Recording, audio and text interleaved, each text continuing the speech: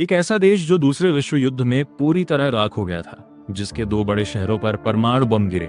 दुनिया लगा जापान खत्म हो गया, लेकिन सिर्फ 20 साल बाद उसी जापान ने दुनिया को पहली बुलेट ट्रेन दी और आज वो 22वीं सदी में जी रहा है। नमस्ते दोस्तों, स्वागत है आपका नॉलेज जंक्शन पर। मैं हूं आपका होस्ट देवेंश। आज हम सिर्फ तुलना नहीं करेंगे, आज हम एक मिशन पर निकलेंगे। जापान भारत से कितना आगे है और वो कौन सा रास्ता है जिससे भारत आने वाले सालों में जापान को टेक्नोलॉजी और इनोवेशन में पीछे छोड़ देगा। जापान की सबसे बड़ी ताकत है क्वालिटी ओवर क्वांटिटी। वहाँ के लोग काइजन में विश्वास रखते हैं, जिसका मतलब है हर दिन थोड़ा बेहतर होना।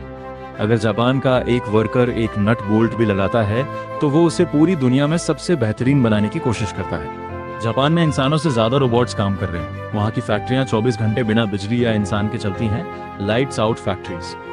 एंड क्वाड, वहाँ की ट्रेनें सेकंड्स की देरी पर भी माफी मांगती हैं। उन्होंने अपनी कमी जगह की कमी को अपनी ताकत बना लिया है, चाहे वो कैप्सूल होटल्स हो या मल्टी लेवल पार्किंग। लेकिन दोस्तों, खेल बदल रहा है। जापान के पास अनुभव है तो भारत के पास युवा ऊर्जा, यूथ एनर्जी है। भारत आज दुनिया की तीसरी सबसे बड़ी स्टार्टअप इकोनॉमी है। जापान आज भी कैश और फैक्स मशीन्स पर टिका है, जबकि भारत के एक गांव का रेहड़ी वाला भी यूपीआई से पेमेंट ले रहा है। ये डिजिटल गैप भारत को बहुत तेज से आगे ले जा रहा है।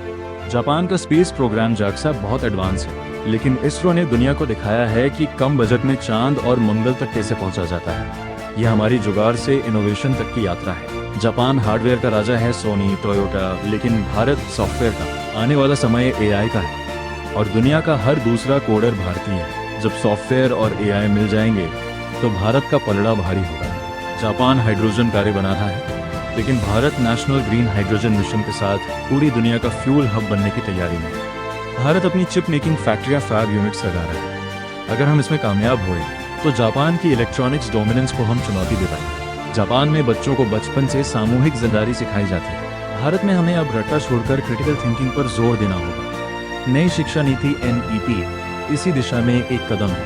पहले हमारे टैलेंटेड इंजीनियर्स बाहर चले जाते थे, लेकिन अब वे भारत लौट रहे हैं अपनी कंपनियां खोलने के लिए। जब हमारा टैलेंट यहीं रुकेगा तो सिलिकॉन वैली भारत में होगी, अमेरिका में नहीं। जापान हमसे आगे इसलिए भी है क्योंकि वहाँ अनुशासन, डिसिप्लिन है। हमें अपनी सड़कों पर कचरा फेंकना बंद करना होगा, नियमों का पालन करना होगा और इंफ्रास्ट्रक्चर की स्पीड को 10 गुना बढ़ाना होगा। अगर हमें जापान बनना है तो हमें जापानी नागरिकों जैसी जिम्मेदारी दिखानी होगी। 2050 तक भारत की इकोनॉमी जापान से बड़ी होगी। हमारी वंदे भारत ट्रेनें शिनकानसेन को टक्कर देंगी। हमारे रोबोट्स भारतीय घरों में काम करेंगे। जापान ने हमें सिखाया कि कैसे गिरकर उठते हैं, अब भारत दुनिया को सिखाएगा कि कैसे उठकर आसमान छूते हैं। दोस्तों, क्या आपको लगता है कि अगले 20 सालों में हम जापान को पीछे छोड़ देंगे? वो कौन सी एक भारतीय चीज है जो जापान में होनी चाहिए? कमेंट्स में अपनी राय जरूर दें।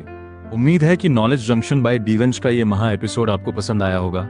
अगर आप गौरवान्वित महसूस कर रहे हैं तो वीडियो को लाइक और शेयर जरूर करें। मैं हूं आपका होस्ट देवेंश। मिलते हैं अगले नॉलेज धमाके में।